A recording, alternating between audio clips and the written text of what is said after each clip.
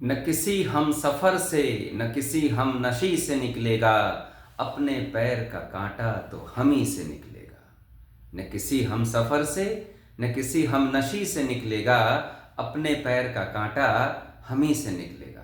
हाँ मेरे प्यारे बच्चों, आपने जो कुछ करना है वो आपने ही करना है, ठीक है। तो इसी बात के साथ मैं शुरू करता हूं क्लास 11th की फिजिक्स का 14वां चैप्टर, आखिरी चैप्टर। हाँ, आप 14 वर्ष का वनवास काट लिए क्या? नहीं, ऐसा नहीं, आप तो बहुत बड़ा बड़ा काम किए हो, ठीक है। तो आखिरी चैप्टर वेव्स का है, ठीक।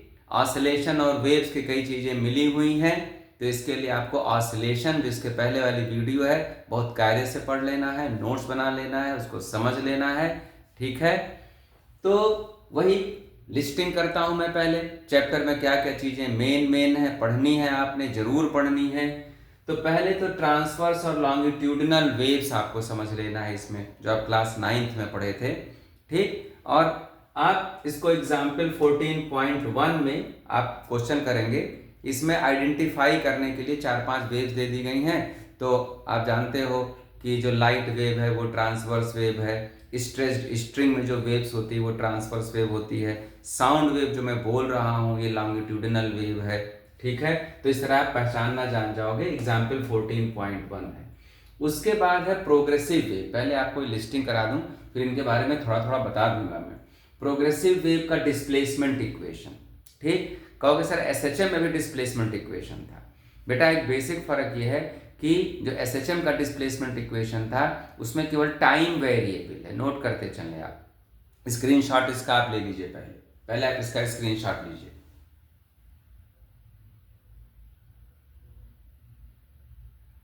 ठीक है। तो एसएचएम में जो एक केवल वेरिएबल था, टाइम वेरिएबल था, y is equal to A sine omega t, y is equal to A sine omega t. इसे जब आप देखोगे तो इसमें दो वेरिएबल होंगे, टाइम वेरिएबल होगा और पोजीशन वेरिएबल होगा। आगे बात समझ में, ठीक। इसमें आपको एग्जाम्पल 14.2 मिल जाएगा, किस तरह के क्वेश्चन अभी बता रहा हूं मैं। और एक्सरसाइज 14.8, 14.10, 14.8, 14.10, 14.14, ये प्रोग्रेसिव वेव पे बेस्ड क्वेश्चंस होंगे। तो आप स्क्रीनशॉट ले लिए हो, इतना मैं रब कर दे रहा हूं मैं। देखिए y is equal to A sine omega T minus K X, this is progressive wave equation moving along plus X axis. जब यहां माइनस रहेगा तो वेव प्लस एक्स के अलोंग जा रही है। This is progressive wave equation moving along plus X axis. इतनी बात ठीक है।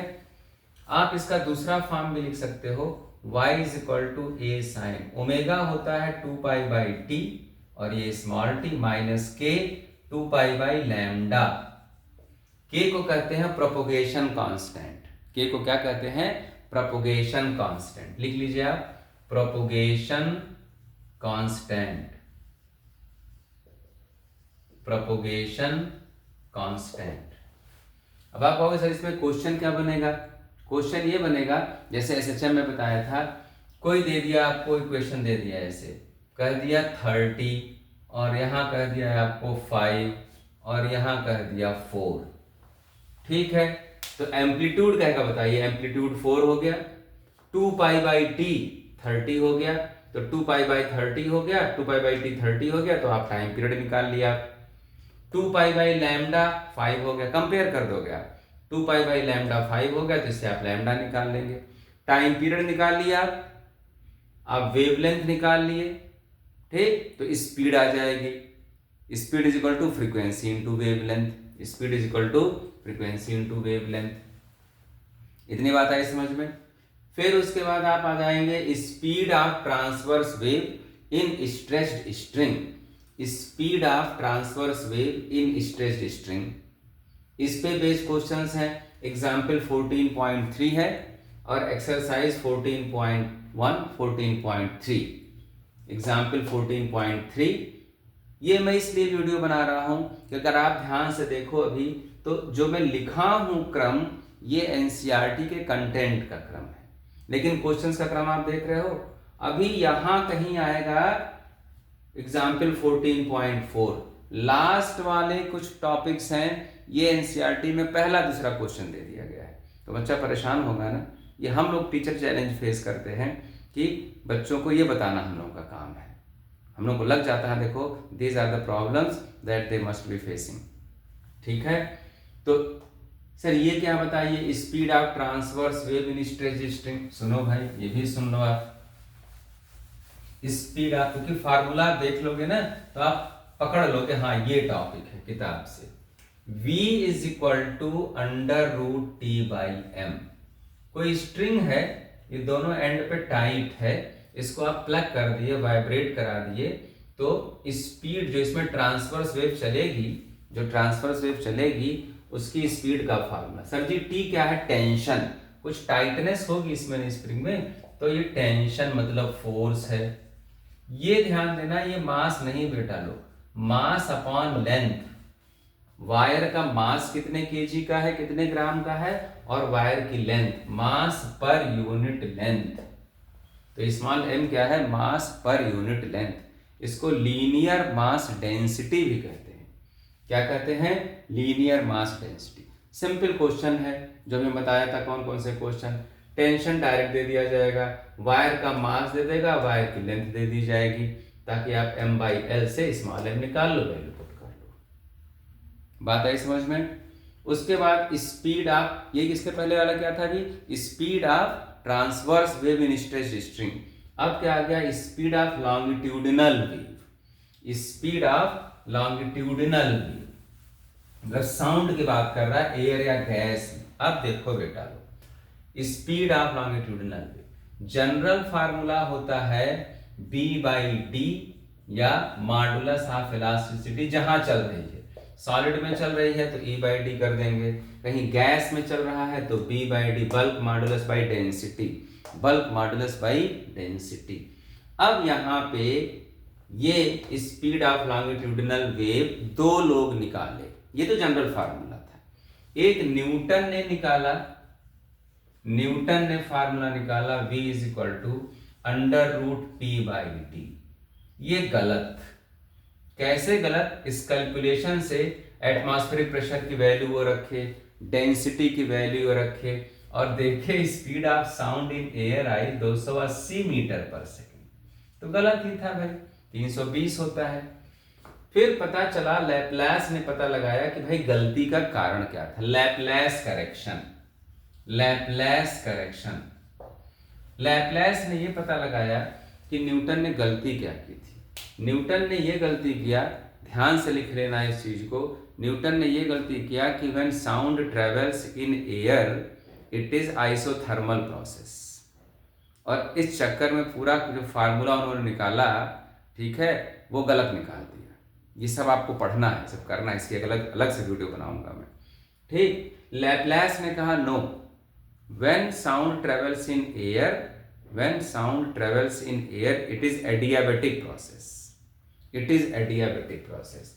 उसके बेस पे जो लैपलैस ने प्रूव किया v is equal to gamma p/d, gamma adiabatic gas constant, gamma adiabatic gas constant p, तो गामा टाइम्स मल्टीप्लाई हो गया, और जनरली एयर का गामा होता है जो 1.23 के आसपास होता है, तो इससे वैल्यू आई जो सही सही आप लोग जानते हो 320 मीटर पर सेकेंड। तो इसमें क्वेश्चन क्या बनता है कि what was the mistake done by Newton and how it was corrected bye Laplace and what is that correct formula. ये बात आ गई समझ में। अब देखो फिर ये प्रूफ हो गया, आप कर लेंगे, प्रूफ दिया गया है, ठीक। कैसे, इस फार्मूले से ये पाया गया, इस फार्मूले से ये कैसे पाया गया, ये प्रूफ आप कर लेंगे। Proof of speed of sound bye Laplace, proof of speed of sound in air और गैस बाय लैपलैस। नोट कर रहे हैं, speed of sound in air और गैस बाय लैपलैस, तो ये फार्मूला डिराइव कर लोगे। अब देखें इसके बाद फिर what are the factors, what are the factors, सब लिखा है topic, what are the factors on which speed of sound depends, speed of sound depends, देखो भाई, एक तो सर यहां से लग रहा है डेंसिटी पे, प्रेशर पे, इसको और खोलना थोड़ा। PV is equal to R T, सब जानते हो, PV is equal to R T जानते हो आप। यहां से P इज इक्वल टू क्या आ गया, आर टी बाई वी। जान रहे हो क्या टॉपिक है ना, factors affecting speed of sound. तो V is equal to gamma, P की जगह आर टी बाई एम लिखे, और ये डेंसिटी था ही, बोलो V, P की जगह क्या लिखे, आर टी बाई वी, और ये डेंसिटी है ही, ठीक। फिर क्या हो गया, gamma R T by M. ये फार्मूला एक और बन के तैयार हो गया। ये भी लैप्लेस नहीं दिया, लैप्लेस ने मेनली ये दिया, उससे काम करके हम लोगों ने थर्मोडायनेमिक्स यूज करके ये फाइंड कर लिया। ठीक है मामला। देखो अब बेटा लोग, very important very important very important, कहता है कि does pressure depends, does speed of sound depends on pressure. अब देखो कैसे इसका आंसर लिखोगे। हाँ भाई, अगर प्रेशर चेंज करने से, ध्यान देना, if by changing pressure temperature changes, क्योंकि थर्मोडायनेमिक्स चीजें इंडिपेंडेंट नहीं होती कि आप प्रेशर चेंज करोगे खाली प्रेशर ही चेंज होगा, नहीं, अलग अलग पॉसिबिलिटीज बनती हैं। ठीक है, प्रेशर चेंज करने से अगर टेम्परेचर चेंज हुआ, पिस्टन है उसको तुम दबा रहे हो, प्रेशर चेंज करने से अगर टेम्परेचर चेंज हुआ मॉलिक्यूल्स का, अंदर कंटेनर का टेम्परेचर चेंज हुआ, स्पीड चेंज, यहां से यहां गए। If by changing pressure temperature changes then speed changes, temperature बढ़ा तो स्पीड बढ़ जाएगी। ठीक, ये केल्विन में, ध्यान देना, ये टी किसमें है, केल्विन में, टी केल्विन में। And if by changing pressure temperature does not change, if by changing pressure temperature does not change then speed of sound remains same. Clear. फिर आप देख लोगे डेंसिटी, हाँ सर इनवर्सली प्रोपोर्शनल, कोई दिक्कत नहीं, डेंसिटी बढ़ा दोगे स्पीड घट जाएगी, वेरी गुड। ह्यूमिडिटी का असर, नोट कर लीजिए इसको, effect of humidity, very important. Humidity का असर क्या होता है, ठीक, कहीं एटमॉस्फेयर की ह्यूमिडिटी बढ़ गई, ठीक है, जुलाई अगस्त महीने में जब बारिश होती है, ह्यूमिडिटी बढ़ने से डेंसिटी कम होती है। when humidity increases density decreases, and when density will decrease speed will increase. okay, clear, repeat कर दूं, density बढ़ गई, when density increases, sorry, when humidity increases density decreases, when humidity increases density, geography की बात है, density decrease हो गई, density की स्पीड बढ़ गई। आगे बात समझ में। तो ये एक मुद्दा था आपका, ठीक। इस पे कहीं एनसीईआरटी में क्वेश्चन नहीं है, आप सिंपल इधर रेफरेंस बुक वगैरह से कर लेना। बस ये ध्यान देना, ये वास्तव में है क्या, 273 प्लस टी। एक बेहद इंपॉर्टेंट चीज नोट करें, ये नोट कर चुके आप, Vt इज इक्वल टू, इसी से आ जाता है, Vt is equal to V0.61 T, very important. ये आपका क्या है, 320 है। अगर 1 डिग्री सेंटीग्रेड टेम्परेचर इंक्रीज हुआ तो T1 डिग्री रखे आप, तो कितना हो गया वैल्यू, 320 प्लस 0.61। क्या मतलब हुआ, when we increase temperature by 1 degree centigrade, when we increase temperature by 1 degree centigrade, speed of sound increases by 0.61 metre per second. 320 वैसे होता, कितना बढ़ गया, 0.61, वेरी इंपॉर्टेंट पॉइंट। अब इसके बाद यहां तक एक मामला आप कह सकते हो चैप्टर का, ठीक, ये 14वें चैप्टर का, बनवास वाले चैप्टर का, ठीक, बेसिक्स ऑफ सुपरपोजिशन। सुपरपोजिशन का प्रिंसिपल क्या होता है, दो वेव्स मिलती हैं तो एक नई वेव मिलके तैयार होती है, उसको कहते हैं सुपरपोजिशन। उसको क्या कहते हैं, प्रिंसिपल ऑफ सुपरपोजिशन। नहीं सर थोड़ा सा और बता दीजिए, शॉर्टकट मत मारिए, ठीक है भाई बता देते हैं। एक इक्वेशन था y1 is equal to a sine omega t, दूसरा था y2 इज इक्वल टू कुछ कह दीजिए आप, ठीक है, बी साइन ओमेगा टी, ये दोनों मिल रही हैं कोई नई वेव बनाने के लिए, तो इसी को कहेंगे प्रिंसिपल ऑफ सुपरपोजिशन। मैथमेटिकली इसको सॉल्व कर लेंगे, नई वेव का इक्वेशन मिल जाएगा। ठीक, अब आपके सिलेबस में, अब ध्यान दीजिए, यहां से समझने वाली बात आ गई। आपके सिलेबस में दो तरह का सुपरपोजिशन है। एक सुपरपोजिशन ऐसी दो वेव्स का जो अपोजिट डायरेक्शन में जा रहे हैं, एक जा रही है वेव, एक जा रही है, एक उधर से आ रही है। ठीक, दोनों की फ्रीक्वेंसी बराबर है आने जाने वालों की, दोनों की वेव लेंथ बराबर है। ठीक, वो सुपर इम्पोज करके मिल रही हैं तो एक नई वेव बन रही है, उसे हम लोग कहते हैं स्टैंडिंग वेव या स्टेशनरी वेव। ठीक, यही लिखा हुआ है कि कंडीशन क्या है फॉर्मेशन ऑफ स्टैंडिंग वेव का। तो waves must travel in opposite direction, okay, the wave must have same wavelength and same frequency, amplitude may be same may be different. Clear, repeat हो गया, two waves must travel in opposite direction having same frequency and same wavelength, amplitude same भी हो सकता है, अलग भी हो सकता है। उनके सुपरपोजिशन से जो वेव बन के तैयार होती है उसको स्टैंडिंग वेव या स्टेशनरी वेव कहते हैं। ठीक, इसके फार्मूले, इसका डिस्प्लेसमेंट इक्वेशन ऐसे डिराइव करके डिस्प्लेसमेंट इक्वेशन आया है। यहां ध्यान देंगे, नोट कीजिए, स्टैंडिंग वेव में भी दो वेरिएबल हैं, टाइम वेरिएबल और पोजीशन वेरिएबल। प्रोग्रेसिव में, स्टैंडिंग में ये एक सिमिलरिटी है, प्रोग्रेसिव वेव में जो दूसरा टॉपिक था और स्टैंडिंग वेव जो बनकर तैयार हो रही, एक इसमें सिमिलरिटी है। क्या सिमिलरिटी है? कि दोनों में टाइम वेरिएबल और पोजीशन वेरिएबल है। आगे बात समझ में? ठीक है, तो इसका इक्वेशन आप देख लेंगे। क्लियर, यहां से एक पॉइंट और बन के आता है, जब आप स्टैंडिंग वेव का इक्वेशन पढ़ोगे। किसका इक्वेशन? Standing wave equation. तो एक तो ये है कि ये जाने वाली वेव और दूसरी आने वाली वेव, एक इस तरह का सुपरपोजिशन होगा। मतलब जाने वाली और आने वाली बीच में कोई फेज डिफरेंस नहीं है, ये भी नेगेटिव में, ये भी नेगेटिव में, ये भी पॉजिटिव में, ये भी पॉजिटिव। तो इसको हम लोग कहते हैं फेज डिफरेंस नहीं, इसको हम लोग कहते हैं नॉन रिजिड सरफेस से रिफ्लेक्शन, नॉन रिजिड सरफेस। तो कौन सर ये क्यों बता रहे हैं? लिखिए, standing wave equation can be asked in two types, in two ways.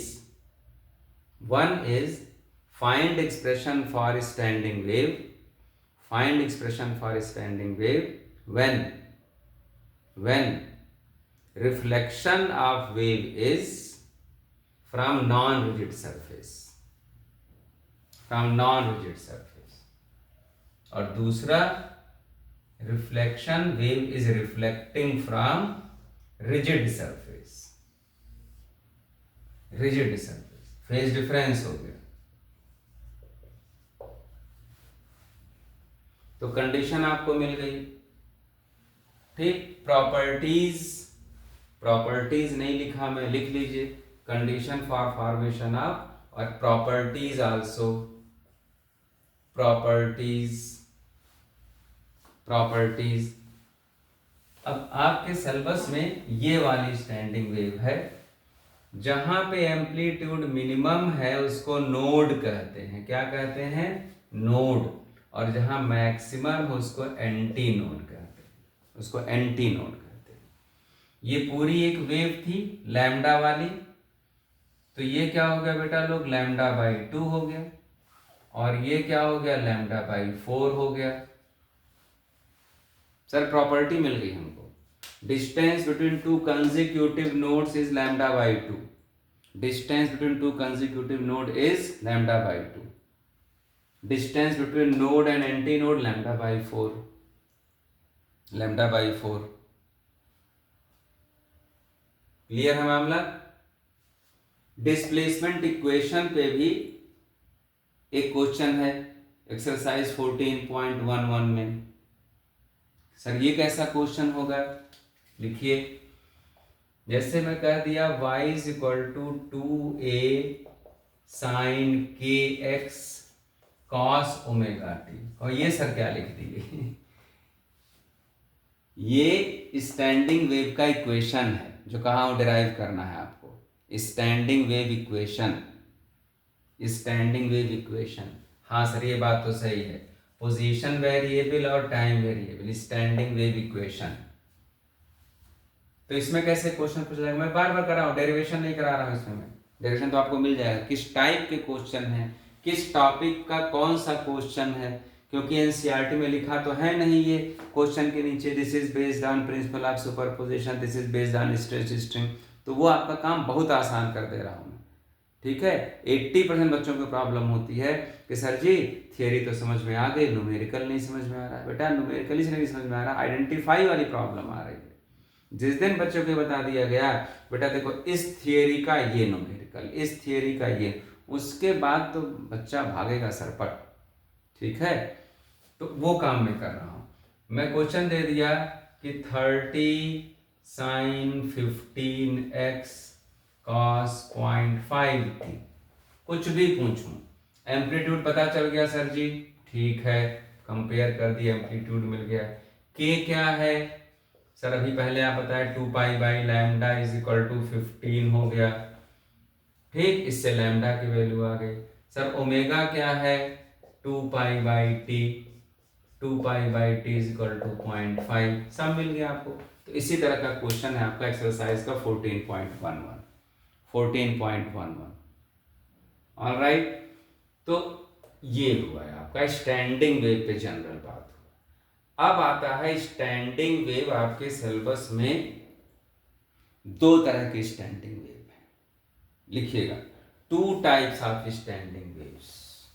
Syllabus आपको क्लियर मालूम होना चाहिए, उसके टॉपिक सब टॉपिक्स मालूम होने चाहिए। स्टैंडिंग वेव या स्टेशनरी वेव, स्टैंडिंग वेव या स्टेशनरी वेव आपके सिलेबस में एक है ट्रांसवर्स, ट्रांसवर्स स्टैंडिंग वेव, और एक है longitudinal standing wave, longitudinal standing wave, longitudinal standing wave. Standing wave कैसे बन रही है, जाने वाली वेव, आने वाली वेव, सुपरपोजिशन। जब जाने वाली और आने वाली दोनों ट्रांसवर्स होंगी, उनके सुपरपोजिशन से जो वेव बनेगी ट्रांसवर्स, जाहिर सी बात अगर जाने वाली ट्रांसवर्स है तो आने वाली भी ट्रांसवर्स ही होगी, ठीक है ना। तो ट्रांसवर्स वेव के सुपरपोजिशन से क्या वेव बनती है, ट्रांसवर्स स्टैंडिंग वेव। ये कहाँ होता है, स्ट्रेच्ड स्ट्रिंग में, स्ट्रेच्ड स्ट्रिंग। सर ये क्या मतलब हुआ, बार बार बेटा वायलिन गिटार, वायलिन गिटार, इन सब में ट्रांसवर्स स्टैंडिंग वेव। जितने स्ट्रिंग बेस्ड इंस्ट्रूमेंट हैं, स्ट्रिंग जिसमें तार झंकृत होता है, ठीक है, आज सरस्वती पूजन, ठीक है, वीणा, ठीक, तो ट्रांसवर्स स्टैंडिंग वेव है। लॉन्गिट्यूडिनल स्टैंडिंग वेव, बांसुरी, इस वाले टॉपिक का जो मेरा बैनर है उसमें बांसुरी लेके खड़ा हूँ इसीलिए, ताकि जान जाओ कि हाँ सर वेव्स पढ़ाएंगे आज, आगे बात समझ में। तो जहाँ एयर कॉलम वाइब्रेट करता है, जहाँ एयर कॉलम वाइब्रेट करता है वो लॉन्गिट्यूडिनल स्टैंडिंग वेव है। फ्लूट हो गया आपका, ठीक है, फ्लूट हो गया, ड्रम हो गया, बिगुल हो गया, क्लैरिनेट, शहनाई जिसको कहते हो, तो ये सब क्या है, क्लैरिनेट, बिगुल, ढोल, मृदंग, फ्लूट, ये सब क्या है, लॉन्गिट्यूडिनल स्टैंडिंग वेव। तो सर इनका क्या मेरे सिलेबस में है, ये देखिए, transverse standing wave in stretched string different modes, लिख लो, इसको डिटेल बताने जा रहा हूं मैं।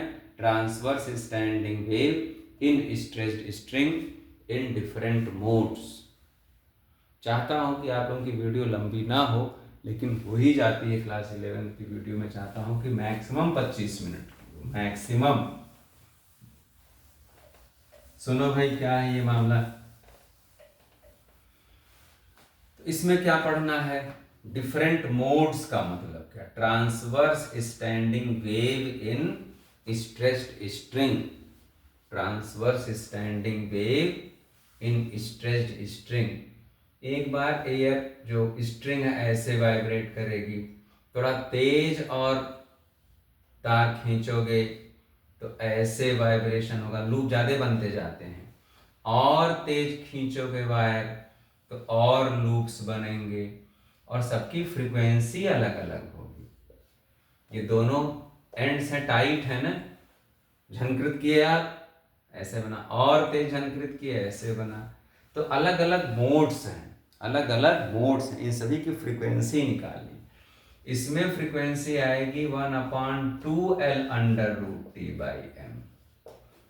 इसमें फ्रीक्वेंसी आएगी 2/2L/√T/m।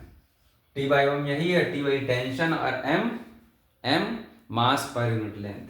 इसमें फ्रीक्वेंसी आएगी 3/2L/√।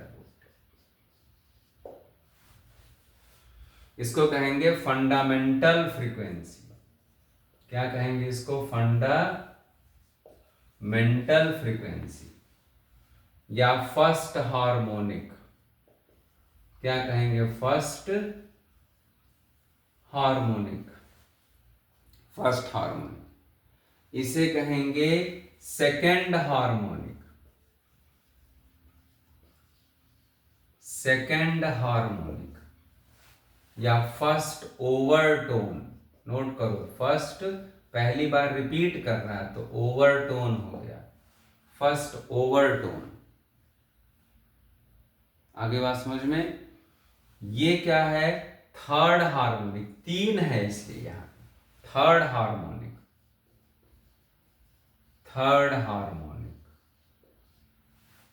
Second overtone, second overtone.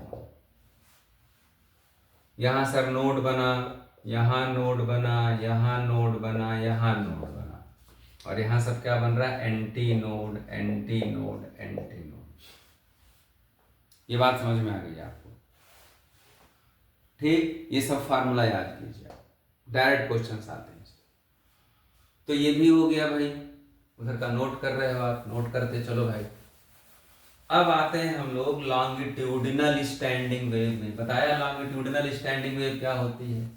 जाने वाली आने वाली लॉन्गिट्यूडिनल लॉन्गिट्यूडिनल वेव है, ठीक, उनका सुपर पोजिशन हुआ तो क्या बना? Longitudinal standing wave. ड्रम में, बिगल में, बांसुरी में सब क्या बनेगा? इसमें दो है, एक closed organ pipe. Organ pipe मतलब ये सीटी ऐसे बजा दिया मैं, ये देख रहे हैं बंद है, ऐसे बजा रहा हूं, तो एक क्लोज्ड ऑर्गन पाइप है। ये क्या है? Closed organ pipe. आगे बात समझ में? तो क्लोज्ड ऑर्गन पाइप, इसमें भी ऐसे फ्रीक्वेंसीज हैं, इसमें भी ऐसे फ्रीक्वेंसीज हैं। ऐसे वेव जाती है, टकराई, वापस आ गई। तो इसमें है जो फ्रीक्वेंसी आएगी, ये आएगी V/4L, V/4L, closed organ pipe. फिर इसको क्या कहेंगे? Fundamental frequency. क्या कहेंगे? फंडामेंटल फ्रीक्वेंसी या फर्स्ट हार्मोनिक। क्या कहेंगे? First harmonic. थोड़ा और तेज आवाज किए आप, दूसरा सोर्स लाए कुछ, तो और इसमें एक वेव्स बनने लगेंगी, ऐसे बन जाता है। इसमें होता है 3V/, अब देखो गैप शुरू हो गया, 2V/4L नहीं आया।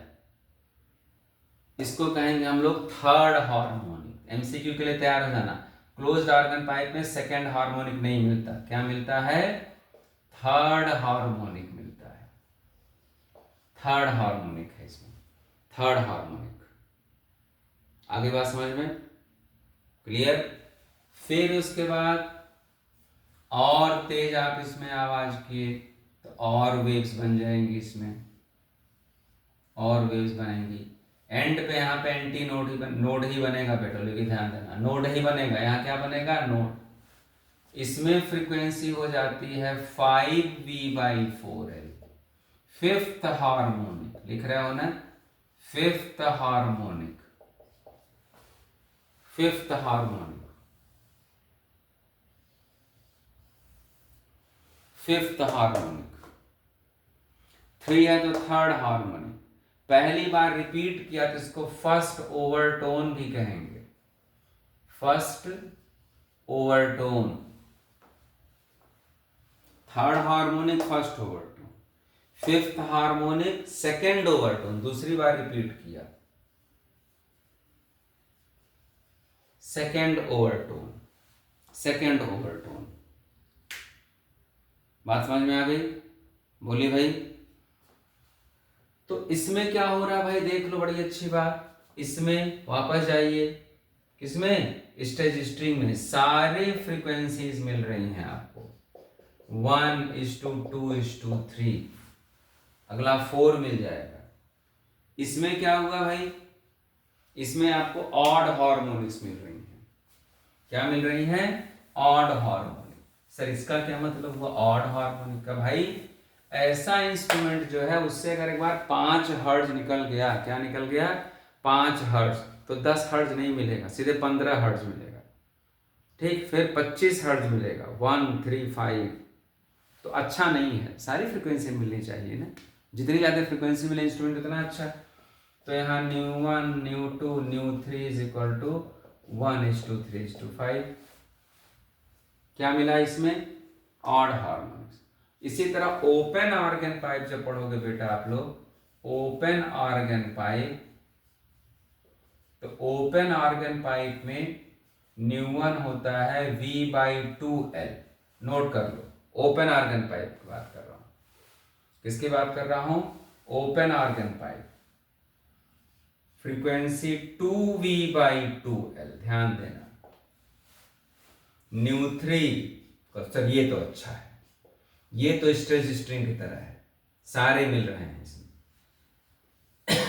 सारे मिल रहे हैं। V/2L मिला, पहली फ्रीक्वेंसी किसमें? ओपन ऑर्गन पाइप में, कृष्ण भगवान वाली वंशी में।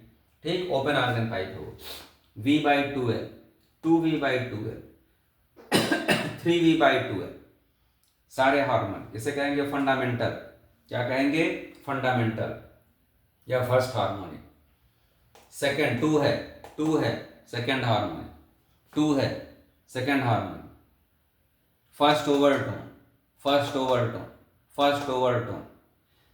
Third harmonic, third harmonic, third harmonic, second overtone. पहला ओवरटोन ये था, पहली बार ये रिपीट किया, डबल से, ट्रिपल से रिपीट किया, तो सेकेंड हार्मोनिक। क्लियर है बात? डायरेक्ट क्वेश्चन आते हैं इसमें, कोई ताम झाम नहीं। आखिरी चीज है आपके सिलेबस की, ठीक है, बीट फ्रीक्वेंसी। क्या चीज? Beat frequency. तो मैं अभी 10 मिनट पहले कहा था कि आपके सिलेबस में 2 तरह के सुपरपोजिशन है। क्या है? 2 तरह के सुपरपोजिशन। एक सुपरपोजिशन से स्टैंडिंग वेव बना, समराइज कर लो, नहीं तो कंफ्यूज हो जाते हैं बच्चे। सुपरपोजिशन आपके सिलेबस में 2 प्रकार के, एक से क्या बना? स्टैंडिंग वेव बना, जिसको स्टेशनरी वेव भी कह रहे हैं। इसमें 2 टाइप पढ़े आप। क्या क्या पढ़े? ट्रांसवर्स स्टैंडिंग, बहुत इंपॉर्टेंट फ्लो चार्ट है ये। इसमें क्या पढ़े आप? ट्रांसवर्स स्टैंडिंग, स्ट्रेच स्ट्रिंग वाला ट्रांसवर्स स्टैंडिंग पढ़े, और दूसरा क्या पढ़े? Longitudinal standing wave, longitudinal standing wave. Standing wave कैसे बनती थी? जाने वाली और आने वाली waves same frequency same wavelength मिलके बनी। अगला है बीट, बीट वेवी वाई। ये कैसे बनती हैं? सेम डायरेक्शन में वेव जाएंगी, उनका सुपरपोजिशन, सेम डायरेक्शन में जाएंगी, नियरली इक्वल फ्रीक्वेंसीज। इक्वल नहीं बेटा लो, नियरली इक्वल। एक 50 हर्ट्ज हो गई तो एक हो गई 55 हर्ट्ज, 54 हर्ट्ज, ऐसे। when two nearly equal frequencies travel in same direction, amplitude will be different, then when they superimpose they form beat. They form beat. ठीक, कहोगे सर जी स्टैंडिंग वेव तो मैं सुना हूँ, म्यूजिकल इंस्ट्रूमेंट की बात बता दिए, बीट कैसा होता है? देखो भाई बीट रब कर दो, इसे छोड़ जाने दो। बीट पहले वेव फॉर्म देख लो इसका, सबका वेव फॉर्म देखे, किसके साथ भाई क्यों दोगला बर्ताव। बीट कैसे बनती ये देखो, मैक्सिमा होगा, ये देख रहे हो, फिर मिनिमा पे आ गए, फिर मैक्सिमा पे आ गए। दो मैक्सिमा के बीच अगर मान लिया फ्रीक्वेंसी, किनकी फ्रीक्वेंसी, न्यू1 न्यू2 है, न्यू1 न्यू2 है, किनकी, सोर्सेस की, नियरली इक्वल है, नियरली इक्वल, इक्वल है नियरली इक्वल। तो यहां से यहां तक दो मैक्सिमा के बीच जाने में टाइम लगेगा 1/ν1 माइनस ν2, बीट पीरियड कहते हैं, टाइम बिटवीन टू मैक्सिमा, जिसका प्रूफ देख लेना, time between two maximas and two minimas, एक मिनिमा ये, अगला मिनिमा ये, फिगर दिख रहा है साफ साफ, इनके बीच भी टाइम उतना ही लगेगा 1/, ध्यान देना 1/ν1 माइनस ν2 टाइम है, 1/ फ्रीक्वेंसी का डिफरेंस तो टाइम होगा, उलट मत देना। ये बीट पीरियड होता है, ये क्या है, बीट पीरियड, दो मैक्सिमास के बीच का टाइम बीट पीरियड। तो बीट फ्रीक्वेंसी क्या हो गई, ν1 माइनस ν2, बीट फ्रीक्वेंसी हो गई, बीट फ्रीक्वेंसी हो गई भाई, बीट फ्रीक्वेंसी। ठीक है, बड़ा चैप्टर था, लंबी वीडियो हो गई, एट स्टेज आप देख लिए, पहले से था कि 2 वीडियो बनाऊंगा, लेकिन नहीं, आप आलस कर जाओगे, 2 बार में देखो, 3 बार में देखो, आप इसका डेरिवेशन आप कर लेंगे। आगे बात समझ में क्लियर है मामला? इस पे न्यूमेरिकल आपकी बुक में है एक्सरसाइज 14.18, एक्सरसाइज 14.18 बीट वाले टॉपिक पे। ठीक है बच्चों, तो ये था आपका 14th चैप्टर। ठीक है, और वीडियो टॉपिक के वीडियोज अब मैं डालना शुरू करूंगा, जैसे डाल दूंगा क्लोज्ड ऑर्गन पाइप की वीडियो डाल दूंगा, ओपन ऑर्गन पाइप की वीडियो डालूंगा, छोटे छोटे टाइम इंटरवल की, 10-10 मिनट की, ताकि आप परेशान मत हो, आपको आनंद आए, एक एक टॉपिक पढ़ते जाओ, लिख के प्रैक्टिस करते जाओ, काम आपका अच्छा होता जाए। न्यूमेरिकल्स की वीडियो डालूंगा मैं। आगे बात समझ में? चलिए ध्यान दीजिए, ज़्यादा बातचीत नहीं तो वीडियो और लंबी हो जाएगी, आप परेशान हो जाओगे। 2 बार में देखो, 3 बार में देखो, कोई बात नहीं, लेकिन कायदे से देखो। Okay, take good care of yourself.